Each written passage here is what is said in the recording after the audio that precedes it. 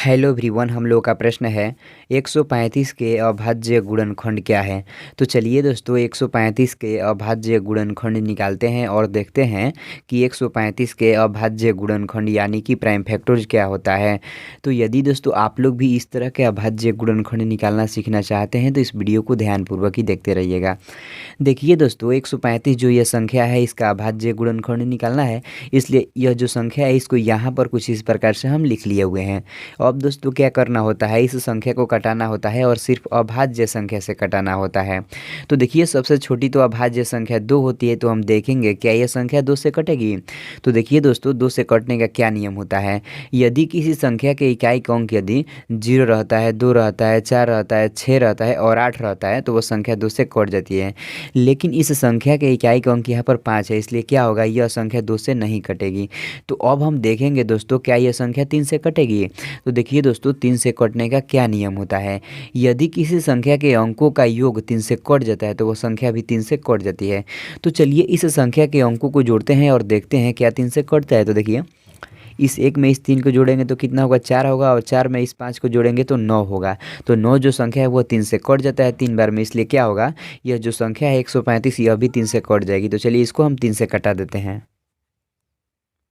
ध्यान दीजिएगा दोस्तों, देखिए यहाँ पर तो पहले 1 है, तो दोस्तों 1 जो है ना यह 3 से छोटा है, इसलिए क्या करेंगे, इस 3 को भी ले लेंगे। तो 1 और 3 मिलकर कितना हो जाएगा, 13 हो जाएगा। तो दोस्तों अब हम देखेंगे कि इस 3 के पहाड़ा में 13 आता है, तो जैसा कि दोस्तों हम लोग जानते हैं कि 3 के पहाड़ा में 13 नहीं आता है। तो अब क्या करेंगे, देखेंगे कि 3 के पहाड़ा में 13 से कम कोई संख्या आती है, तो हाँ 12 आती है। इसलिए दोस्तों हम क्या करेंगे, इस 13 को 12 बना देंगे। तो इस 13 को 12 बनाने के लिए क्या करना होगा, इस 13 में से इस 5 के पास 1 भेजना होगा। तो चलिए हम भेज देते हैं। देखिए दोस्तों यहाँ पर तो 13 था, लेकिन 13 में से इधर 1 चला गया, तो यहाँ पर कितना हो गया, 12 न हो गया।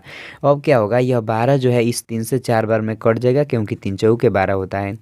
देखिए इस 5 के आगे आकर 1 लग गया है, तो 1 और 5 मिलकर कितना हो जाएगा, 15 हो जाएगा।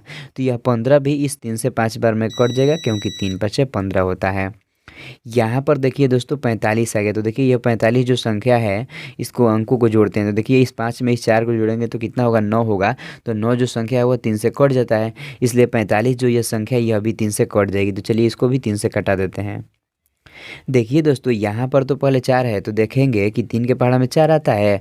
तो जैसा कि दोस्तों हम लोग जानते हैं कि 3 के पहाड़ा में 4 नहीं आता है, तो क्या करेंगे, इस 4 में से इस 5 के पास 1 भेज देंगे।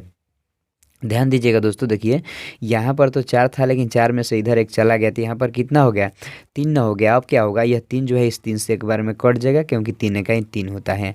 देखिए दोस्तों इस 5 के आगे आकर 1 लग गया है, तो 1 और 5 मिलकर कितना हो जाएगा, 15 हो जाएगा। तो क्या होगा, यह 15 भी इस 3 से 5 बार में कट जाएगा, क्योंकि 3 5 15 होता है।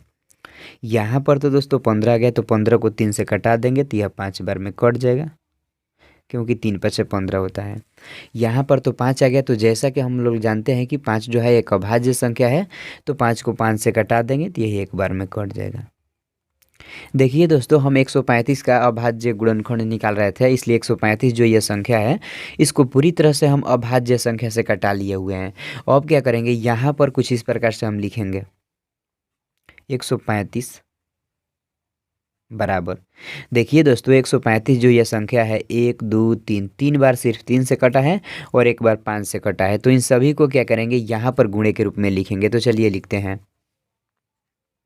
3 गुणे 3 गुणे 3 गुणे 5।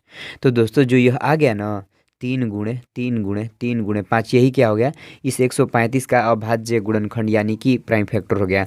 अब दोस्तों इसको क्या करेंगे, घातांकीय रूप में सजाकर लिख देंगे कुछ इस प्रकार से। देखिए दोस्तों यहाँ पर 135 है, तो 135 को हम इसी तरह से लिखेंगे और बराबर के चिन्ह देंगे। देखिए दोस्तों यहाँ पर 3 जो है ना यह 3 बार आया है, 1 2 3, इसलिए क्या करेंगे, 3 की घात 3 लिख देंगे और गुणा का चिन्ह देंगे। और यहाँ पर दोस्तों 5 सिर्फ एक बार है, तो 5 को एक बार इसी तरह से लिख देंगे।